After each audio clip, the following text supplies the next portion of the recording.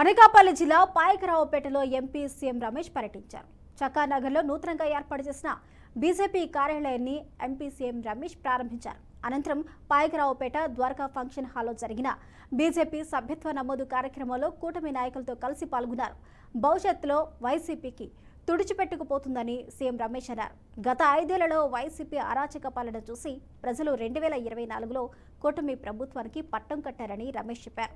అధిక సంఖ్యలో సభ్యత్వ నమోదు కార్యక్రమాలు చేయించి రాష్ట్రంలోనే నెంబర్ 1గా నిలపాలని రమేష్ అన్నారు.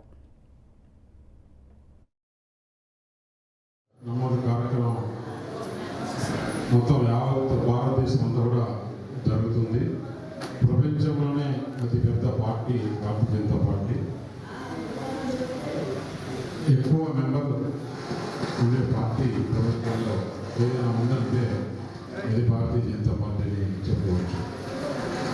దాంట్లో భాగంగా మన అనకాపల్లి పార్లమెంట్లో కూడా ఈ సభ్యత్వ నమోదు కార్యక్రమం జరుగుతుంది. ఇక్కడ పాయకరావుపేటకు వచ్చి ఇక్కడ అందరికీ కలిసి, ఎందుకంటే రాబోయే రోజుల్లో ఇక్కడ ఆంధ్రప్రదేశ్లో వైఎస్ఆర్ కాంగ్రెస్ పార్టీ అంటూ ఉండదు. ఒక్కసారి అవకాశం ఇవ్వండి అని అడిగితే 2019 నుంచి 2024 వరకు ముఖ్యమంత్రిగా అతను చేసిన పాపాలు, ఘోరాలు, నేరాలు ప్రజలు చూశారు. అందుకే ఈ కూటమికి పట్టం కట్టారు.